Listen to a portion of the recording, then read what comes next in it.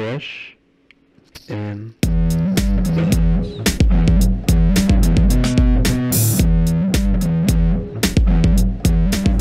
Team, welcome to the Fresh and Buds podcast. I'm here as the guest, the Tall Timmy, and thank you, Tommy Fresh himself, for having me on. Where are we and what are we doing, Tommy?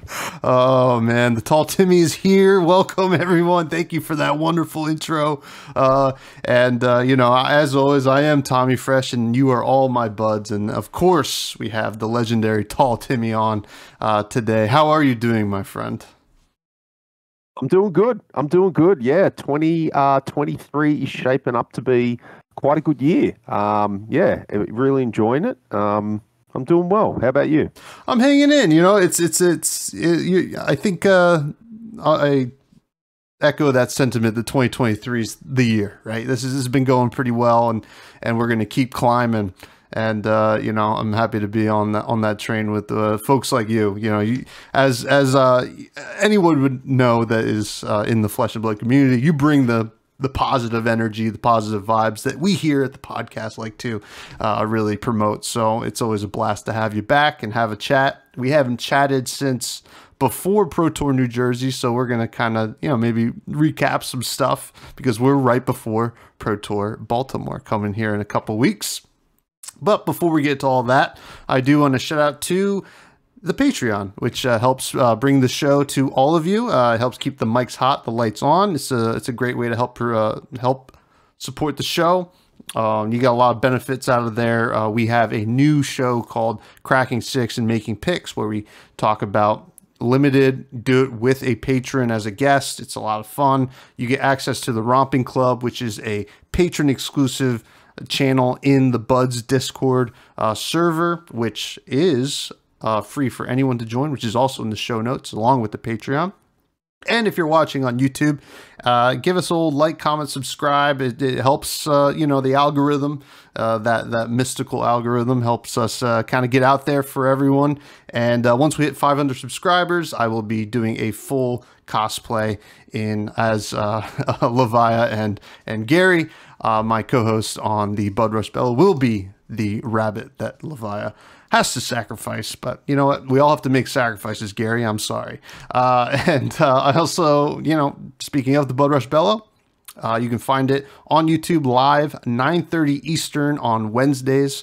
That's New York time, and the VOD is up all the time for people to watch, and we have a blast over there. It's a little bit more free flow and gets a little wild, but it's a good time. So, without further ado. Oh, wait, actually, shout out to Greg, the producer, who's back. Welcome back, Greg. Hey, Tommy. Welcome back, Timmy. Glad to have you here. I am thrilled to be back here in the edit dungeon. I've missed my time down here in my little cave.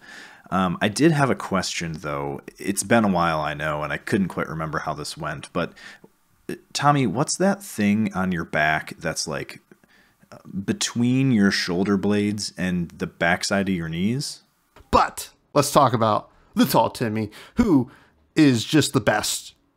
How are you doing since we last talked? I know we checked in at the beginning of the show. You said 2023 is going great, but how was the rest of 2022 for you?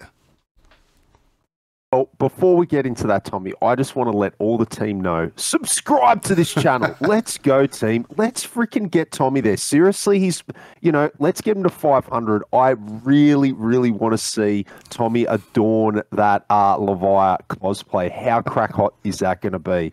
And also, I must, not all the time, Tommy, but you do know occasionally I get in there live when you're doing the Blood Rush Bellows. So, team, that is a good time. I sometimes get in there when around work if I'm available, and it's fun to go in and hang out. But Tommy, last year was like, I don't know, the best way to explain it would be incredible highs, but some real incredible lows, like personally. But Flesh and Blood's always, the big highs. So we had the first Pro Tour, we had a second Pro Tour in Europe, and then we had, at the end of the year, we had Worlds in San Jose. So I really think I really think last year, this game built a pretty good foundation moving forward, and I think we're starting to see some of the fruits of that this year, to be honest.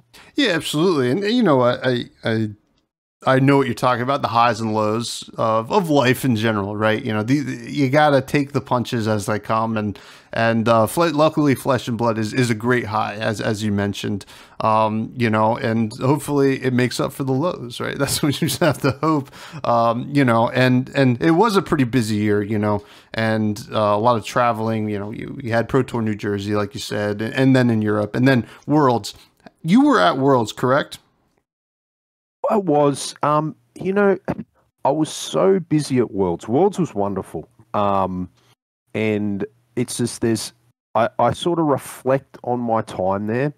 And even though I got to hang out with a bunch of people and really form some new relationships and strengthen some relationships that I already have in place, there's just not enough time to catch up with everyone. There was so many people that I wish I could have just sat down with for half an hour, and it was on the last day, and I'd been meaning to catch up with Andrew from Dice Commando all weekend. We'd seen each other around because we communicate, and it was like the last afternoon of the last day on the Sunday, and we crossed paths. I just said, Andrew, let's do this now or we're not going to do it. So I think he was about to go in a side event, and he's just like, yeah, screw that. So we just walked down the road, sat in a bar for about, I don't know, 90 minutes, had a couple of beers, and just switched off from the event and had a really good chat. And that was awesome, but I had to physically make that conscious effort to say, right, let's go now, or it's just not going to happen, and it's just going to be like hi-bye small talk for the whole weekend. Yeah, I mean, it reminds me actually of us hanging out with the Fabled Academy folks in Jersey, which was a ton of fun. And those kind of moments are so important, right? To kind of actually meet the people and talk to people that we're online almost perpetually at this point, right? And we meet so many people online, but the real meat and potatoes of those relationships happen in person, and that's awesome that you got to do that. And obviously, like you said, it's not realistic. You can't do it with everyone, and hopefully at some point you can. But but it sounds like you got at least something out of that weekend, as busy as it was. It sounded like a great time. I'm very excited for Pro Tour Baltimore, and we're going to talk about that in a minute, but I do want to talk a little bit about your channel. The Tall Timmy channel is just one of the premier channels in Flesh and Blood, I have to say, because folks look forward to it. They love how much fun that you have doing it, and it's very apparent. And this is something I talked about last time you're on, but how is the channel going as of late? Well, the channel's definitely going. I definitely think I'm in the habit of doing it. I can make videos, no problem. It's not ideas that I'm lacking. It's always time with me. So you can generally sort of get a feel for my personal life just by my upload frequency. Sort of thing. That's what I tell people. But no, the channel's going good. Had a lot of great opportunity, I would say, the last year with the channel. There's some months it grows faster than others, but that was never the aim of the channel. The aim of the channel's, more than that. If it grows, which I think it is. And I'm just really happy that it's been going for nearly 2 years. It'll be 2 years in May. And I think we've really built a special community there.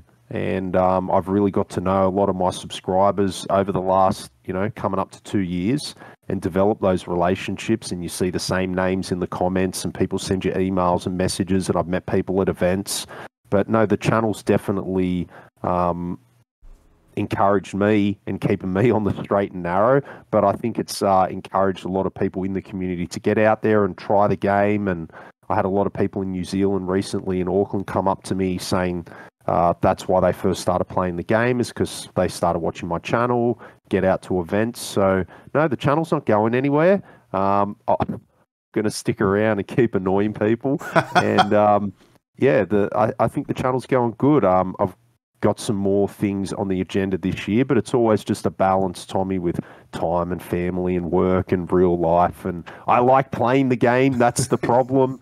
I love this game so much that I know a lot of our fellow content creators have made the choice to put content first, but I just can't do that.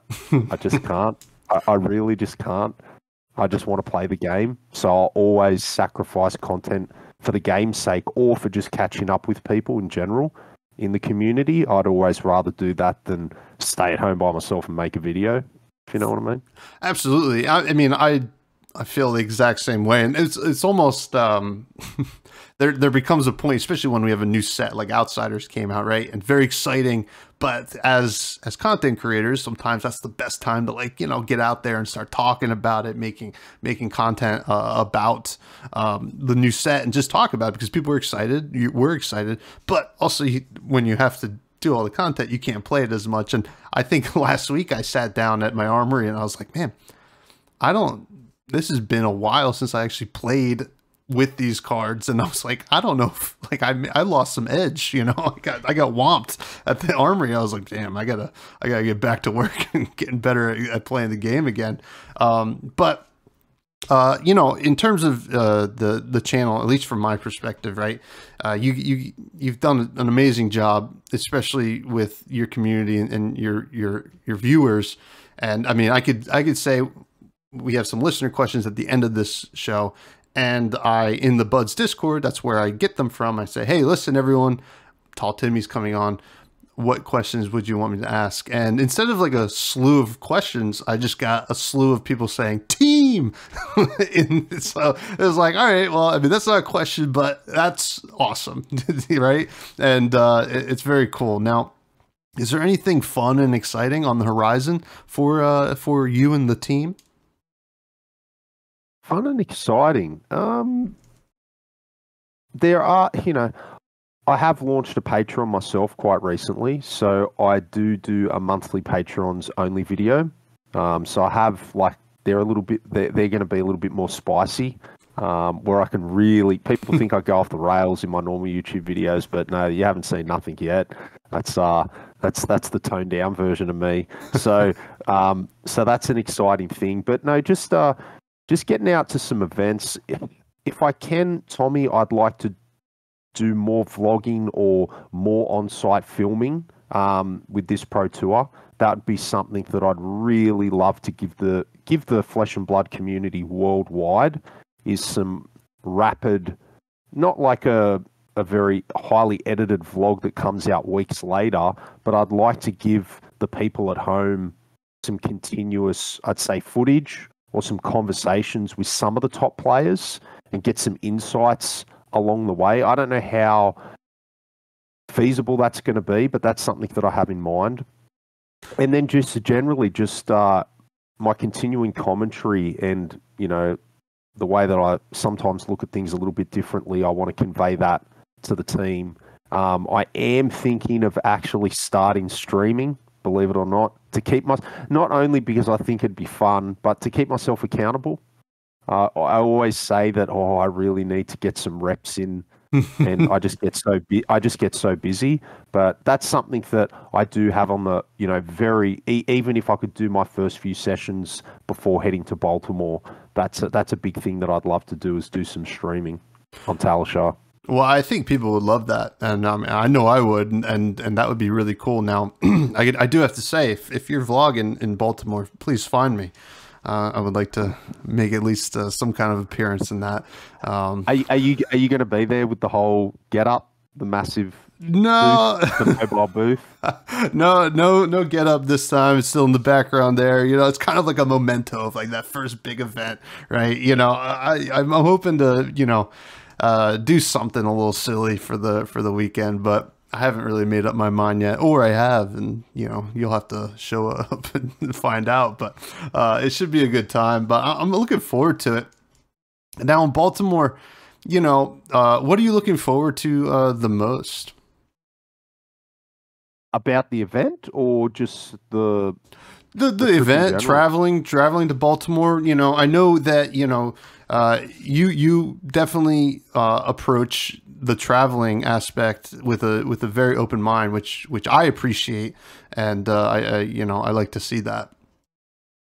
Well, let's be honest. Like when Baltimore was first announced, there was some knee-jerk reactions from the community, and I got on the front foot immediately because I was like, look, I don't think this is fair, or I don't think this is yeah, I just don't think it's fair, and I don't think it's right, and I think there's a little bit of misinformation being pushed around. So I did a lot of my own research about the city. So just to give people context that might not be from America, but Baltimore's on the East Coast, and it's a city that may have seen better times. And I think it's originally a wharf city, a harbour city with a big blue collar workforce, but over the years, those jobs have disappeared, and now you've got quite a high crime rate in certain parts of the city.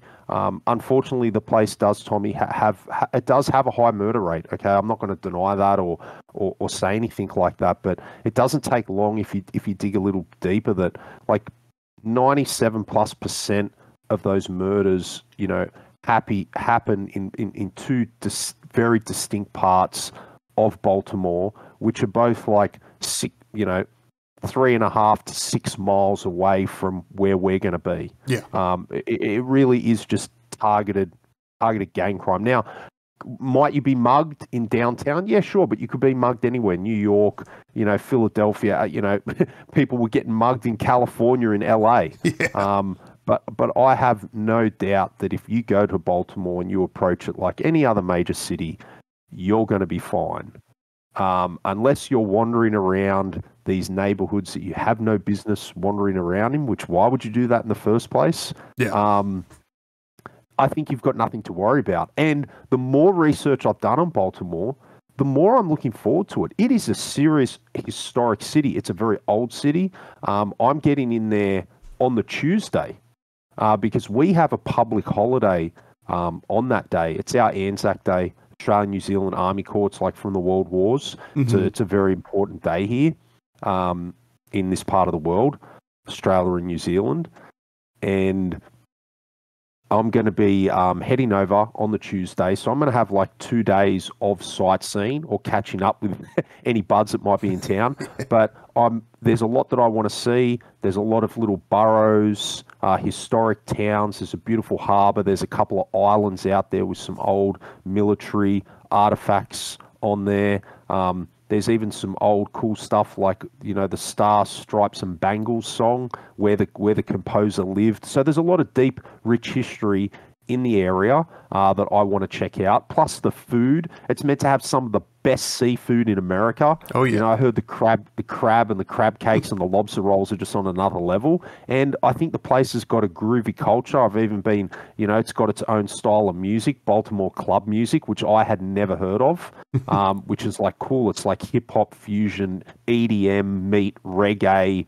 Like, it's really cool. I'd never heard of anything like it. So, yeah, I'm just going to be enjoying the food, Tommy, enjoying the sights for the first couple of days and getting that real, authentic Baltimore experience. Yeah, and you know what? That's I think the best way to approach it, right? And like you said, any city can be dangerous, right? That's just how it is. Unfortunately, it is how it is, and and I think if you're going to an event, and you have to keep that in mind, but like you said, there's like food. The food's probably, pretty, the crabs alone are amazing. I'll say that. And if you like Edgar Allan Poe, it's like the Edgar Allan Poe capital of the world. So like, go do something. What's that? What's that, Tommy? Edgar Allan Poe. You ever heard of the great poet? Edgar Allan Poe. Oh, yeah, yes. The Raven. So I thought, because when you said food, I thought that might have been a food franchise. No. I'm talking about just the guy. I mean, like the football team, the Baltimore Ravens, are named after Edgar Allan Poe. Yeah. It's pretty cool. And then where the Orioles play, the baseball team, is a legendary ballpark.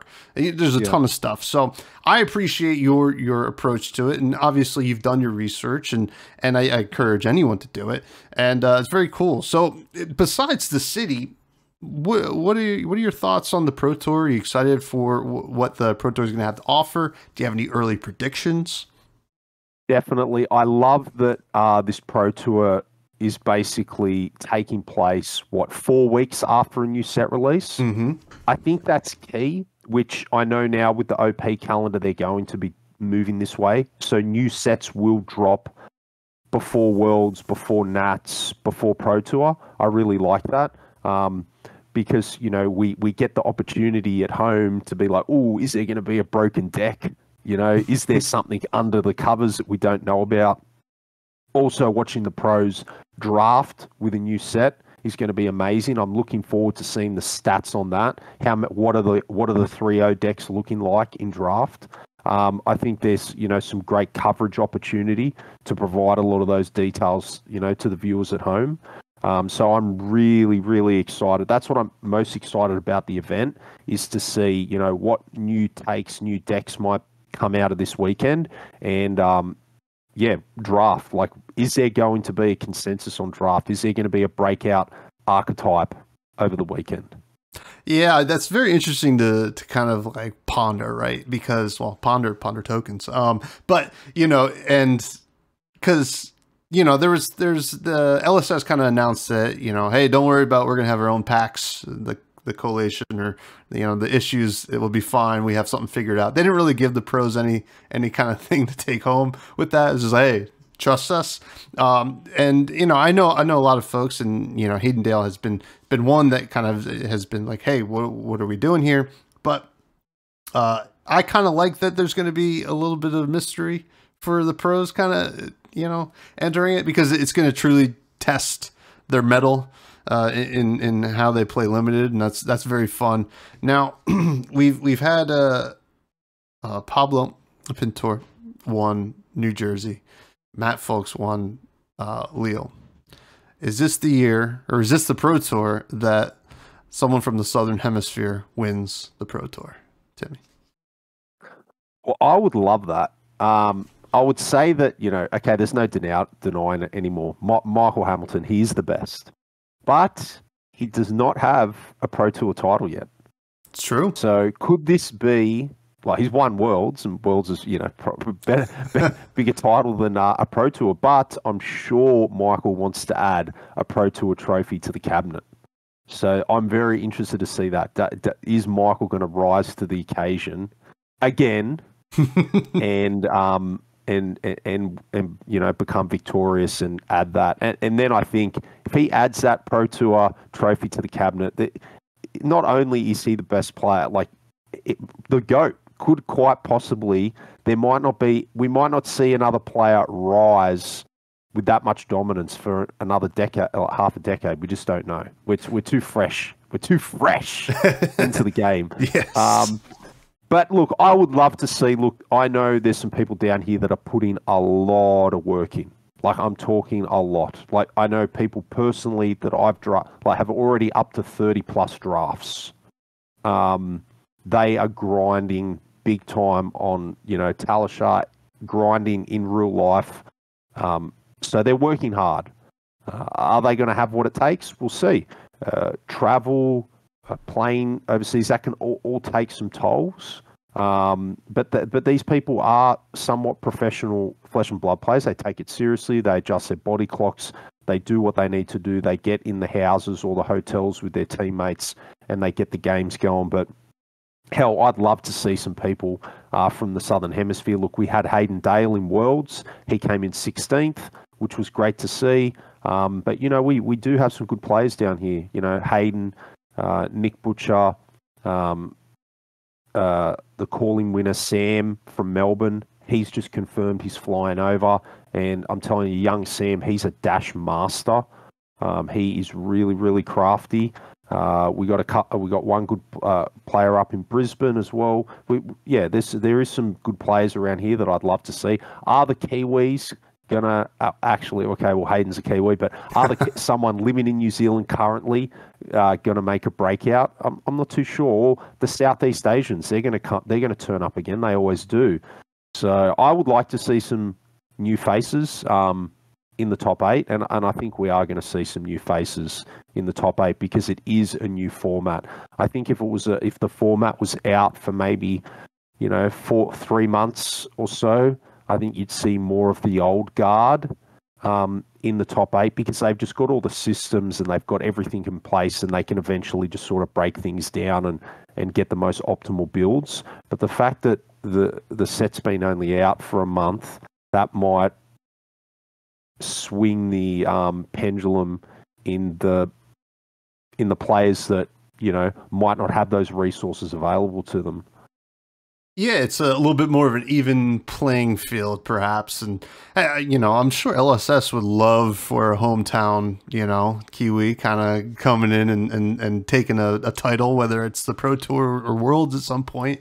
So it would be very cool to see because, you know, it's Flesh and Blood's very unique in that way, right? It's a game that comes from a part of the world where we don't see a lot of just large scale games like this, right?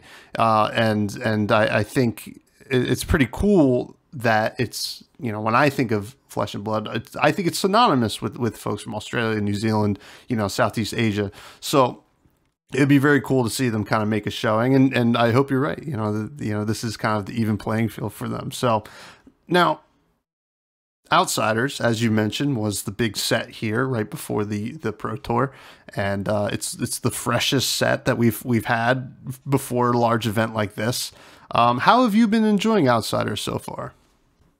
Whoa, Tommy, my man, it has been a breath of fresh air. I am absolutely sorry, I can't help myself. It has been awesome. How good has it been to draft and to play limited? And it's so fun.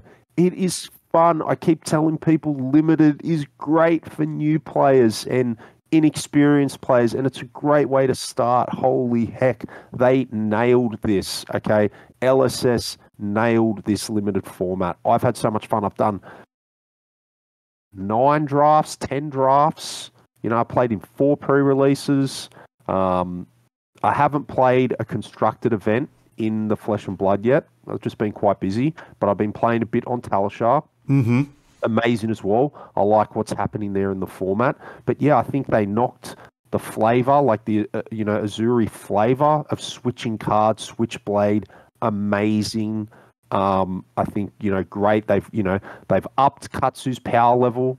Might not be broken like everyone thought, but they've definitely upped Katsu a notch. Riptide, I hear him Blitz is doing great things. I know people down here have been working really hard with skirmish season, breaking Riptide, which, you know, they've been putting up some good results. Young Arachne should not be slept on either. Fantastic. And yeah, I just love this set. I love the flavor. I love the artwork, and playing limited again, you know, oh my God, it's so good. Yeah, it really is. And I love, you know, and this is something that I'm very excited. I had talked to Brian Gottlieb the other day, and he's going to come on the podcast at some point, and just like his work on the set certainly was very welcomed and very exciting, right? It doesn't feel so on rails, and it feels like you really got to figure things out, right? And that was not necessarily missing from other sets, but it certainly wasn't as prevalent, right? And I love the fact that they added, you know, 2 heroes per class, because it opens up so many decisions. Now, in terms of the limited environment, you've done quite a few drafts, right? What rating would you give it? You know, like, let's say, 10 would be the best and 1 would be the worst. I would assume Welcome to Wraith in my mind is probably up to like the 8 and 9, maybe 8. Where does Outsiders fall for you?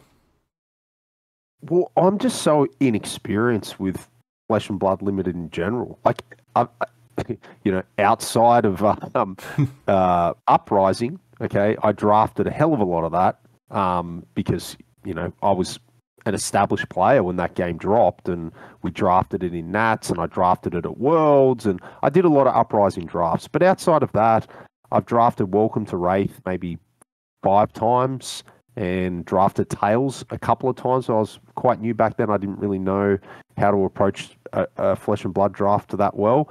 So I don't have a yardstick per se.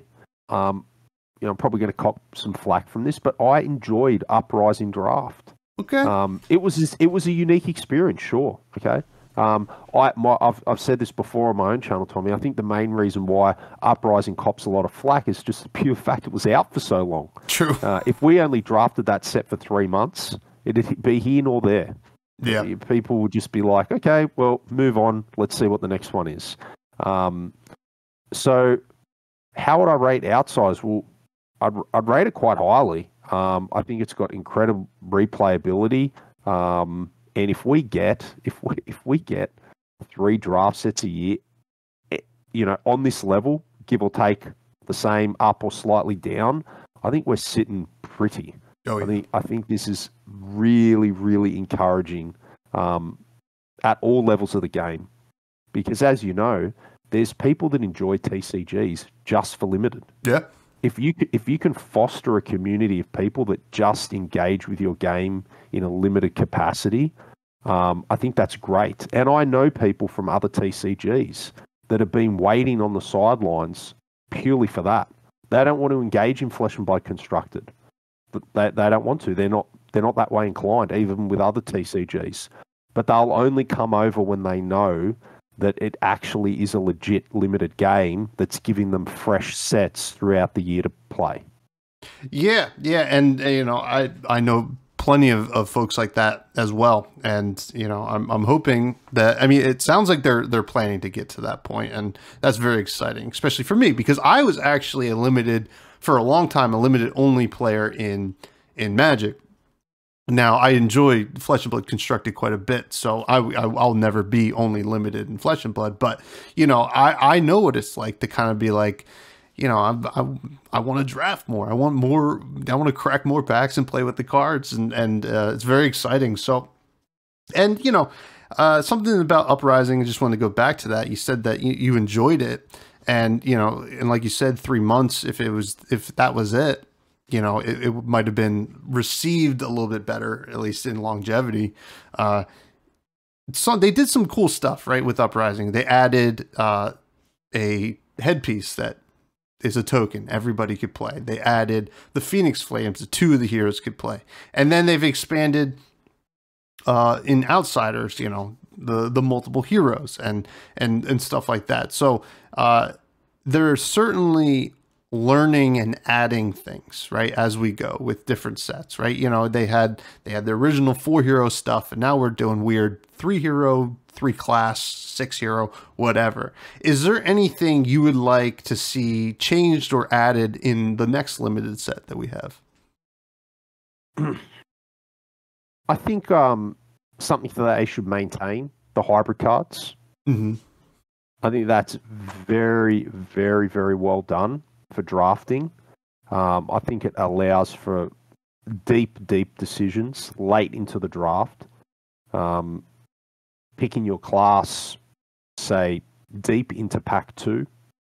A lot of people here don't settle on a hero till halfway through pack 3 within that class. Just, so I really, really hope they utilize the hybrid card system, maybe expand on it. Because I know for a fact that was introduced for limited. That specific design was designed for draft, not for constructed. So I think that's something that is a knockout of the park design feature that I'd like to see maintained into the next sets. But again, I'm not of the opinion that we could have a completely different limited format. Mm-hmm. Okay, like in Magic, some limited formats were slow. Yeah. Some were fast. Some were very open. Some were on rails. Some you could just dirtle around and do whatever the hell you wanted. But at the end of the day, you churn through those sets throughout the year that I guess they didn't become overbearing or too toxic because you just move on to the next set. So I don't mind LSS exploring the limited space with these sets and trying new things out. I don't mind that at all. I don't think there's a need to replicate and cookie cutter every single set the same as Outsiders. But at the same time, I do think things like the hybrid cards wouldn't be too bad of an idea to bring forward into the next set. Yeah, and I think the hybrid cards are also a great way to kind of supplement constructed play, right? Without doing supplemental sets. Now I know we have a supplemental set coming in the summer. We don't know what it's going to look like, right? They might try some new stuff. But I'm certainly open, like you said, for them to keep trying things with limited, right? I mean, nothing's ever perfect, and if they try something that makes it a little bit on rails or a little bit or faster than Outsiders, which Outsiders doesn't feel fast at all currently, I'd be down for it, right? As long as we're playing limited, right? It's basically all we want. Now, you said you haven't played a lot of constructed, or at least in the Flesh and Blood. You've played some on Talishar. What are your thoughts on the new heroes in constructed? Are you happy with them? Is there anything that you're kind of gravitating towards? Because I know you love your Bolton action. Yeah, I first started with Katsu. So looking at Katsu, everyone was like, "Oh, Katsu's, this is where you want to be." And I drafted Katsu. I'd never played him before, and I was like, "Wow, Katsu's actually pretty cool." So I played Katsu a few times online, and I'm just like, "Oh my god." Katsu's not easy to run. Like, there's Katsu aficionados that have been playing the deck since way back when. And I thought, do I really want to bring a deck to the calling that 90% of the other people that are running the deck are just going to play it better than me? So then I moved on to Azalea. So I'm like, okay, Azalea. Now, Azalea is powerful. Yeah. Okay. Very powerful. Probably a little easier to pilot than Katsu, and you can just get wins by its power level. But I do believe that there's going to be a lot of decks that are going to be targeting Azalea. And again, because I only had a few weeks to sort of get my handle on the deck, I just feel again that there's going to be a lot of people that are going to have put more time into the deck, and they're just going to be playing it a lot better than me. Because the deck is more nuanced than you might think. It's not really don't block, keep your hand, unga bunga, shoot one massive 17 dominated arrow. That deck can play perfectly comfortable blocking out with 2 and 3 and playing 2 and 3 card hands. That, like, Azalea is a very good tempo blocking deck as well. Some people that are testing it online and having really good success with it. So played that, and then I sort of rode Briar off, Tommy, right at the start of this. I thought, okay, I've got to move on from her, but I've just something about her I find so fun to play because I've been playing it for a while now. And then I hear in my chat groups that, maybe Briar's still got some legs. Maybe the way the meta's morphing around the new heroes actually opens up an avenue for Briar. So about 4 days ago, I switched over back to Briar, made some tweaks to the deck list, and I've been jamming. I think I've got about 10 games in over the Easter weekend with Briar online, and she's pretty good, pretty strong. I'm having fun. I know how to pilot the deck reasonably enough. And seems to play well into Azuri and Katsu. I have no problem with those two decks at all. I haven't played against Azalea a lot, but those two decks seems to go good into Lexi as well. Not as bad as I thought it would. So yeah, Tommy, I'm definitely I definitely think I'm going to be playing Briar at the calling Baltimore. Oh, well, Briar did get some new toys, right? Premeditate, certainly powerful, maybe more powerful than other things, but certainly something that could, Briar was originally playing Plunder Run, or at least Chain was at some point, and Premeditate's a Majestic, so it's got to be some kind of better, right? But don't shoot me, team. I'm not running that card yet. Okay, that's fine. I haven't found room in the deck for that card now. Oh shit, people like hating that are just telling me I'm crazy, and I probably will end up finding a spot for that card. But at the moment, I haven't put that card in. I am trying Give and Take. Just Give and Takes can be fairly good. It blocks for 3. But the condition of Premeditate, needing that card in Arsenal. Yeah. And then the good players around me say, when I say to them, I say, well, that's inducing a layer of not chance, but there's going to be some awkward hands where I have Premeditate and I don't have something in Arsenal. Because the reason why Premeditate's so good in Azalea, because you're always forcing cards into your arsenal. Even if you don't have one there in your end step, you're still putting cards into your arsenal from your bow. So it's never a dead card.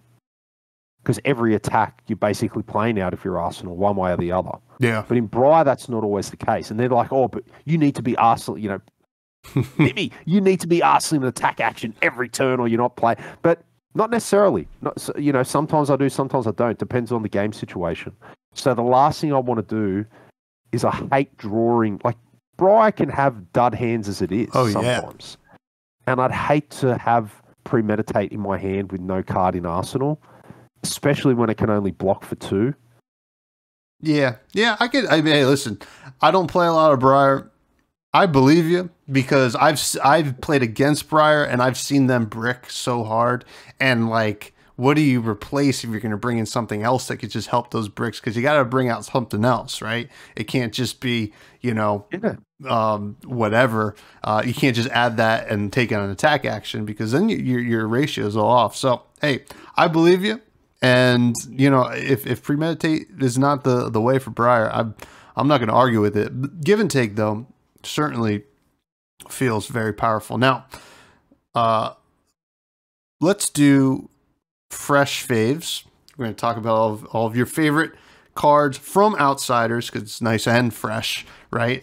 Yeah, but first, who is your favorite hero from Outsiders?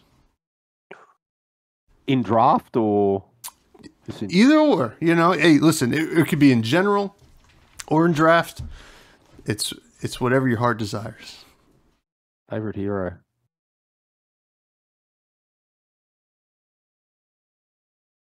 Probably Riptide, to be honest. I like, just from a limited capacity, he's fun. Yeah. He's hella fun. Might not be, like, people say, oh, maybe he's not the most powerful. Sure. But he is so much fun. He really is. I really love the way that his deck plays. I really do. I think it's really neat. And it's just a fun, interactive, you have little games within games that you play with him. And yeah, it is an enjoyable deck to pilot. So I'd say Riptide. And he looks wicked as well. He looks so good. Yeah. I mean, hey, listen, I'm right on the Riptide boat with you. Now, what is your favorite weapon from Outsiders? Yeah, his weapon, right? The Barb Castaway. Oh, yeah. Yeah, that's really nice. However, art-wise, Tommy, holy heck, Nerve Scalpel in foil. In foil, beautiful. That thing is freaking amazing. Now, I need to look at this, but it really gives off the same vibes as the Centauri Sabers. Sure. Just the way the art is, that clean. It's on like a feels like it's on like a metal table or a stone table, but I'm getting these really elegant, realistic vibes with the steel and the stone, or I don't know. It's such an amazing piece of art. It's probably one of my favorites in the game. When I saw that in foil, I cracked it in a draft, a rainbow foil. I couldn't stop looking at the card. It was so gorgeous, so gorgeous. It really is. I think they did a great job with all those daggers. It's very, very cool, and you know, very powerful too. Now, what is your favorite equipment from the set? Ooh, okay. Well, let's just say from a limited sense, I really like, I know it might seem weak and, you know, whatever, but I love, geez, you probably help me with the name here, Tommy. They're in they're boots that if you have one or base attack power, you crack them and it gives it go again. I think I have one right over here. Let me take a look. I know exactly what you're talking about.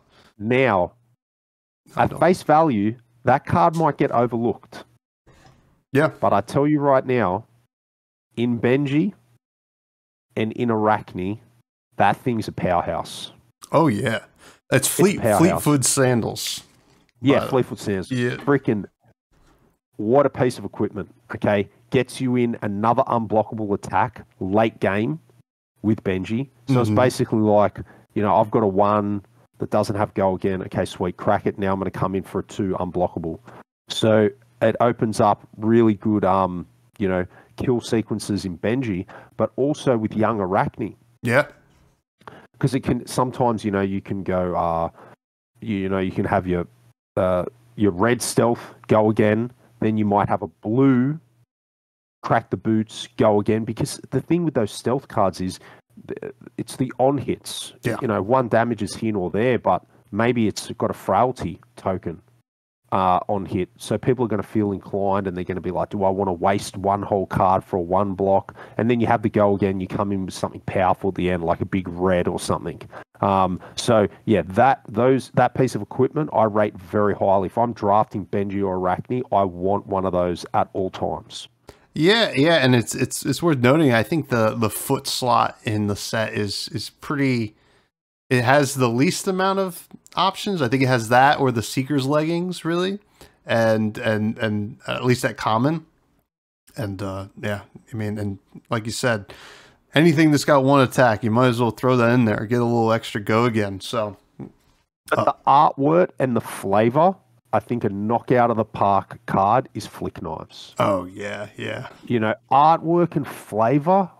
Geez, that thing is hot, man. That thing is so hot. I just love, like, just the whole flavor with the title Flick Knives, and then you actually flick a knife. And in Constructed, that thing is a pain in the butt to play around. Oh yeah, a pain in the butt. It's a good card. It is a really good card. It really is, and yeah, like you said, the fact that like just oozes top down design, right? They've said, oh, we want to throw knives. How do we design a card that will do that? And then I think that's just like the perfect, result for that. Yeah. Now, what is your favorite run of the mill card? Your attack action, your non-attack action, your instance, the cards that you want to throw in your deck. Look, for draft, for example, I love Humble's a great card. Mm-hmm. Humble is a really, really good card. If you want to turn off, your Arachnes and your Benjis, it's a great card. Even look, it's a really good card. In general, the 6 reds are where you want to be. I'll generally pick them over any card. Some of those 6 reds are quite powerful. But yeah, Humble in particular, I really, really, really like playing that card. Come to Fight's a good one. I like having that in my deck just because it blocks 3. Oh yeah. But also I'm really, especially again, this is Arachne, is Razor's Edge. Oh yeah. That card puts in work like you wouldn't believe. It costs 0. It blocks 3. It pumps up all your stealth attacks, which allows you to get those on hit effects in, plus push damage. You can pitch it for later in the game. Every time, if I'm on Arachne, I draft every single one of those cards in all pitches. Oh yeah. I'll never pass a Rage's Edge. And it's certainly good in Azuri as well, right? It's just because like if you don't have the thing to flash in, or if they're like trying to call your bluff or whatever, you're like, all right, well, I'm just gonna give you the Bloodrot token on my Infect or whatever, and we're off to the races. And some great answers there. I mean, it kind of shows the beauty of the set, right? If I talk to multiple people about it, and they all have different kinds of ideas on what's great and what's awesome, and that's the sign of a great set, I think, because the opinions are all over the place, and I think that's really cool. Now, before we get to some listener questions here, I want to go through each hero in Outsiders, and you are the Tall Timmy, right? And I want to get the Tall Timmy's idea on how much a Timmy would enjoy these heroes. So, are you game for that? Yeah, let's do it. First, we have Arachne Solitary Confinement, the new young hero who is just he's a lot more fun than I thought he would be, right? You look at him, he's very simple, but the cards that you throw into that deck are a lot of fun. So, what is your take as a Timmy on Arachne Solitary Confinement? Well, there's only one thing that a Timmy likes better than attacking once on the combat chain, and that is twice. So Arachne is right up there. When you have inbuilt text into a hero that says "go again," okay, the Timmys are going to salivate over that. So that is high up on a Timmy's playable hero list. You better believe it. Yeah. I mean, it really kind of just feels like you're just, I want to attack, and that's all I want to do. And I want to play attack reactions, buff my things. Yeah, it's a ton of fun. Just super elegant. And it's like, whatever, it starts at 19 life, 18 life. I forget one of the 19. And I always like the heroes that they kind of knock some life off of, because then you're like, all right, I'm really trying to make up for what's going on. Next we have Azuri, the new marquee assassin from the set, who likes to play a lot of trickery stuff, kind of like almost like the old magic ninjutsu kind of thing going on. What's the Timmy's take on Azuri? Yeah, Azuri is a bit more of a thinking person's deck. So, might not be immediately on the Timmy's radar, because, you have to set up, you have to use your spider bites with her hero, I feel, to get the most value out of it. And you have to play, that's another thing I love about this. Sorry to segue. I love that all the heroes can play aggressively and defensively. Mm-hmm. They all can. They all have that ability to. Ninjas, maybe not as much, but they can still do it. So I really enjoy that. So yeah, so I think Azuri, takes a little bit more setup, a little bit more patient. But Timmys do love playing little tricksies on their opponents. So it's definitely playable. Playable for Tommy. Yeah, all right. Yeah, hey, listen.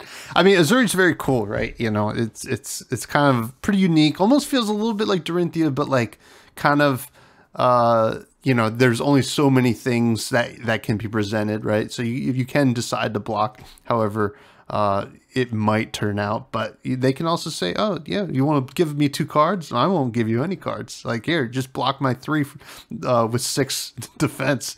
A lot of fun. Next, my favorite hero from the set, and arguably getting close to one of my favorite heroes. Not beaten Leviah quite yet, but Riptide. Oh, Riptide.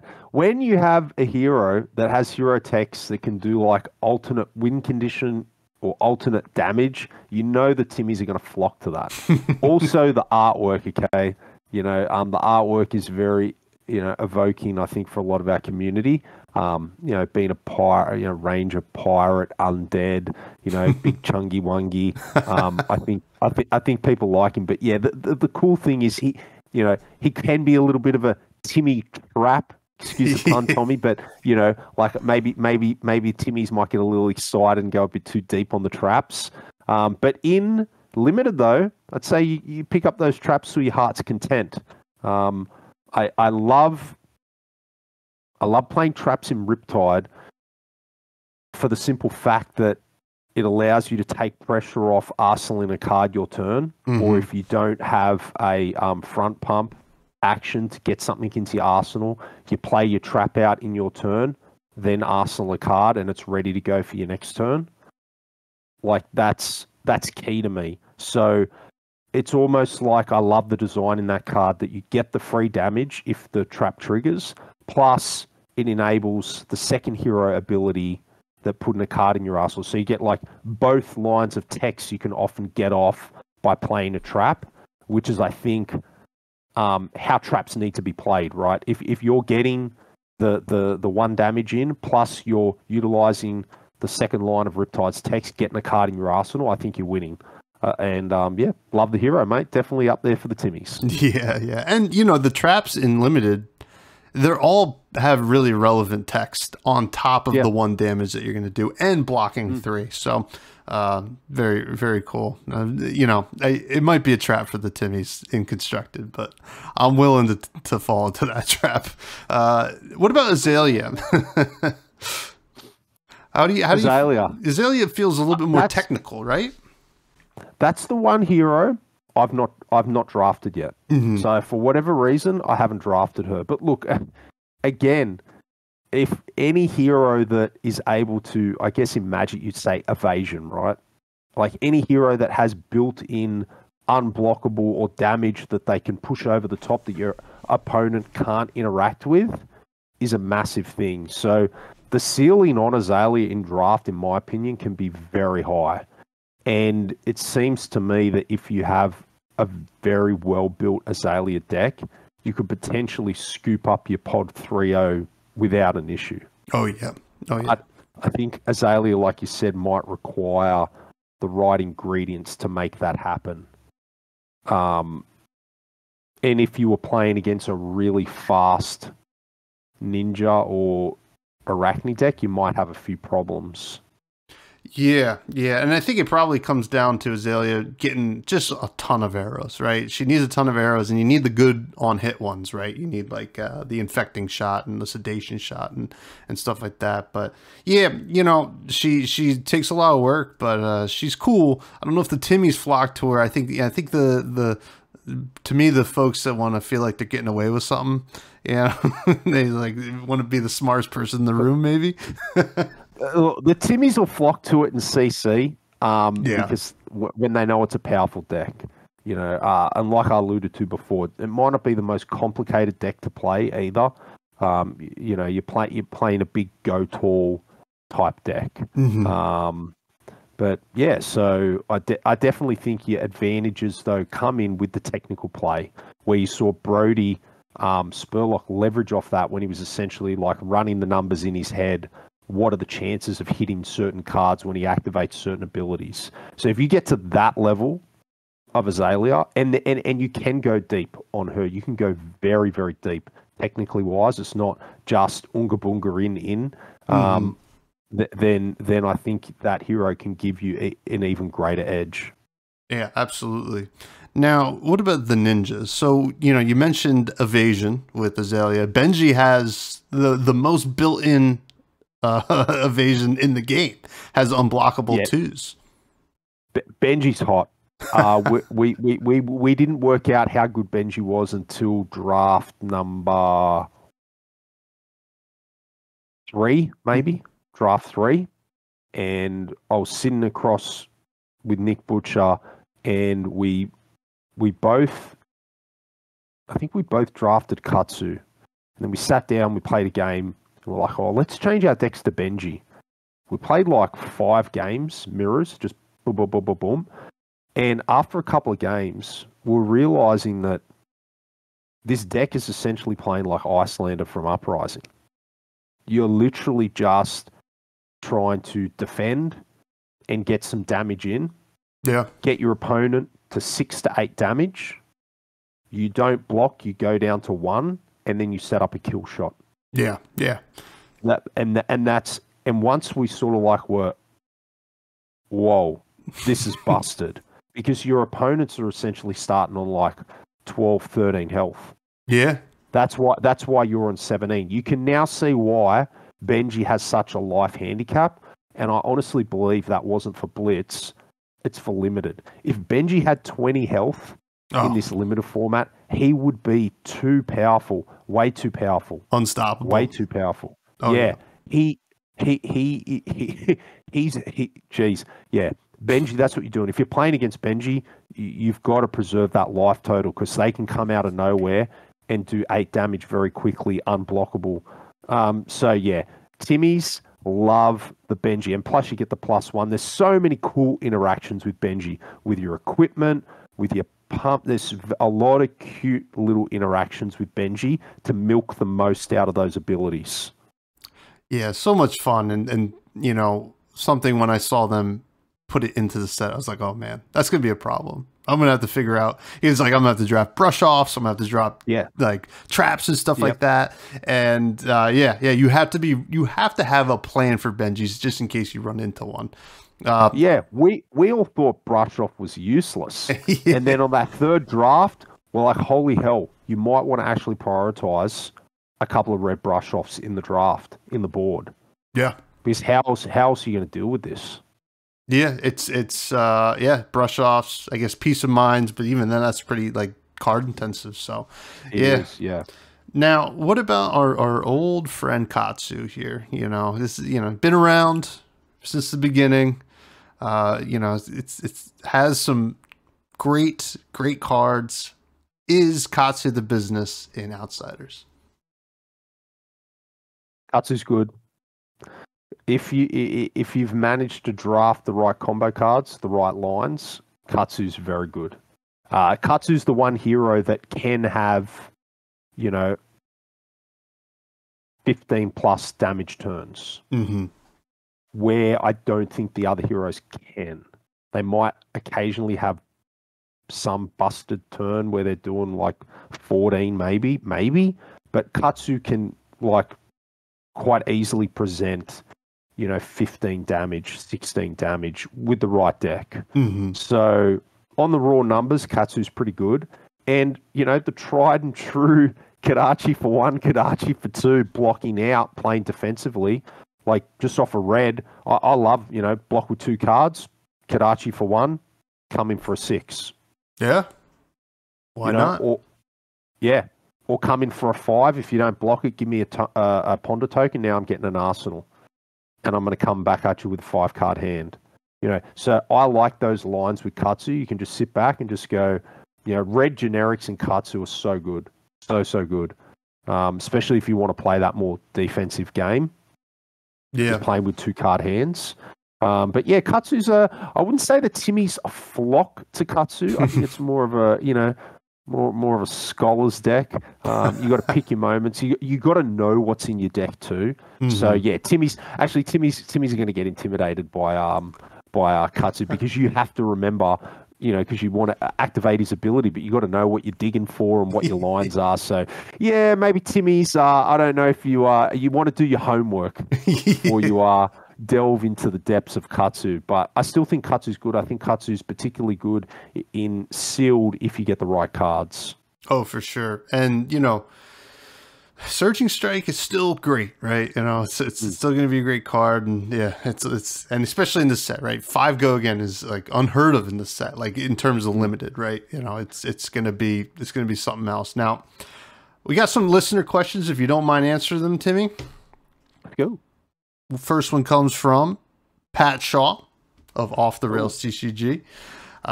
He asks, what kind of effect does travel have on your physical fitness, and what do you do to maintain while on the road? Do you find it particularly challenging with American cuisine to keep a healthy diet, or does he just say, F it, he's on vacation? I do like to train, a couple of times when I'm away. So I stayed in an Airbnb in New Jersey. Big shout out, Union City. Can't wait to go back there one day. Oh, great place. So I didn't have a gym at the Airbnb, so I found a gym at Hoboken. Hoboken, yep. Yep. So I trained there a couple of times. Fantastic. And then in Worlds, I had a gym in the hotel, so I used that a couple of times. So yeah, Pat, I generally try and get some workouts in while I'm away. I've never been big on diet, so I don't let the American cuisine. I do tend to indulge when I'm away. I won't let that hold me back.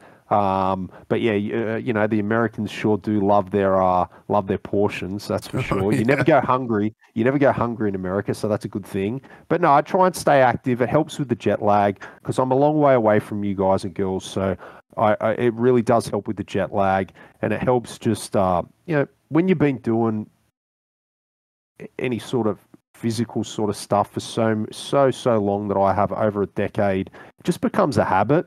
And when you don't do it, you feel a little bit weird. Like if I don't do any exercise and it's been 4 days, I start just not wigging out or anything, but I just don't feel my normal self. Yeah. So I do get that itch. But yeah, I'll definitely be doing some training sessions in Baltimore, that's for sure. And lots of walking. I'm a big walker. I won't catch Ubers if I don't have to. I've got no problem walking for 20 minutes across town. No problem at all. So those workouts with plenty of walking. I'll be doing a buttload of walking in Baltimore during tourist things and stretching my legs. And you get to see a lot of the city and meet people when you're out walking rather than just sitting in Ubers going from point A to point B. Yeah, I mean, that's great advice too, right? Just stay active. It's hard to do sometimes, right? We work and we're at desk all day or whatever in the car. But yeah, staying active is huge. Greg, our producer, asked, what's the most drastic improvement to Timmy's game after getting Coach coaching from the shortest champ from down under. Yeah, who's he referring to, Tommy? I read that question, and I'm like, who's he referring to? Because the only person I've had, I could say, actual, not even really coaching, but I did a couple of, sessions with Nick Butcher. But how do you say if he's be the shortest champ? Maybe he's our current national. Maybe he's meaning Nick Butcher. Let's just go with that because he is our national champion, and he's the only person in Australia that I've ever, had a call with that you could somewhat say coach. And I think it was good. He approaches the game at a very raw level and a very high level, and it's all about with Nick numbers and advantage, and if things make sense or they don't make sense. So he's about really looking at that and also looking at unconventional cards to playing decks that people might often overlook. So in general, I'm lucky I get to chat in chat groups with people that are a lot better than me, Tommy. Probably chat groups I have no business being in, to be honest. But because we're early adopters in this game, and I always say this, anyone who gets into Flesh and Blood within the first 5 years, I would say you're very much an early adopter. And if you're an early adopter and our community small, you'll be able to have exposure to the better players in your community. Yeah, when I was jamming Magic hardcore in 2013 onwards, I never got a chance to have these close relationships with top 10 players in the world and pick their brains and be in their chat groups and that would just never ever happen. It would never happen because the game was too established. It just wouldn't happen. So I'm always grateful, Greg, that I have great people here in the community willing to talk to me, willing to share limited time I have, but run my thoughts past them. And I am always trying to improve. Problem is, I'm a bit old. I don't always learn by my mistakes, unfortunately. I'm not like young Brody here. He'll only make one mistake, write it down, read it, and it never happens again. I do have, all Timmys, unfortunately, can make the same mistake twice, 3 times, 5 times, 10 times. And but we're always looking at improving, and that's where we find joy. Yeah, I know. I understand exactly where you're coming from because I don't know why some of the best players in the world talk to me. I'm like, you sure you guys don't talk to me? I don't know what I'm talking about. But anyway, last question comes from Remy, who asks, is there any validity to when Yazi mentioned his draft win in early March on your channel, and you pointed out that he hate drafted all the equipment and grabbed mostly generics for a Katsu win? Were you just joking around?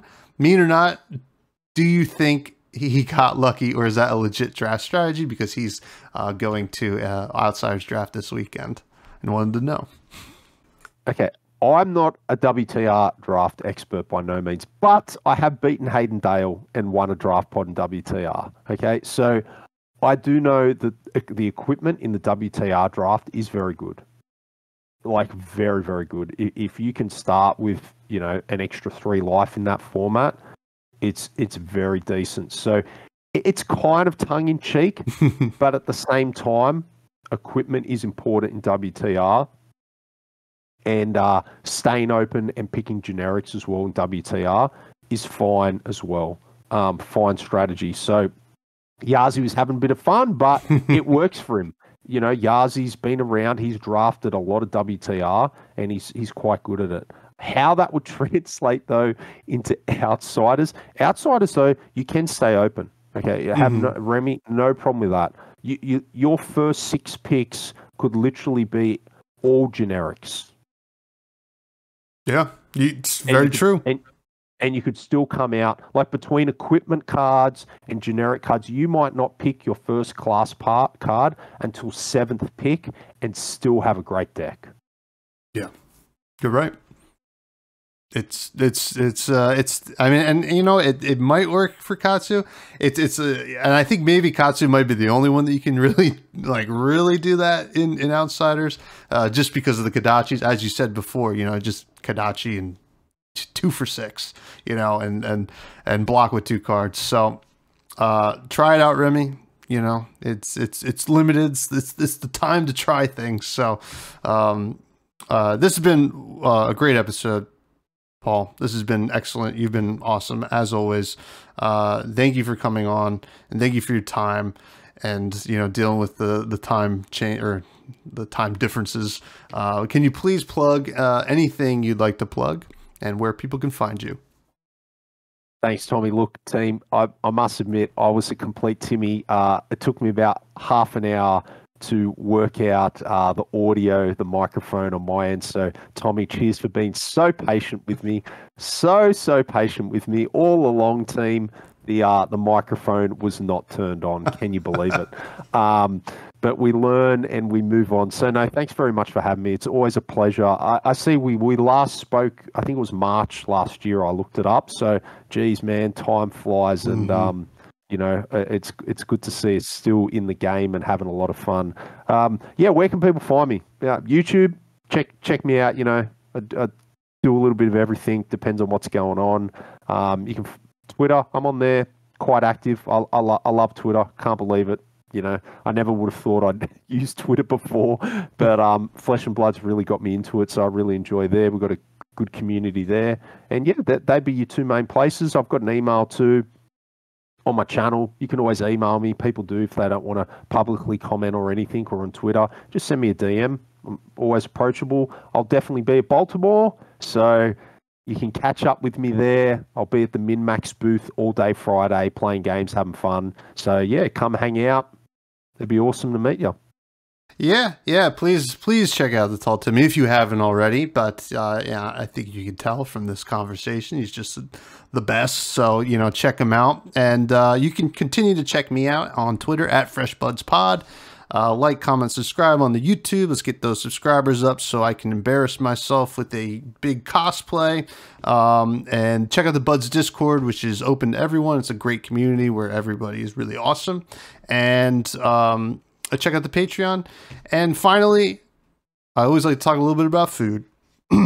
What food item are you most excited to try in Baltimore?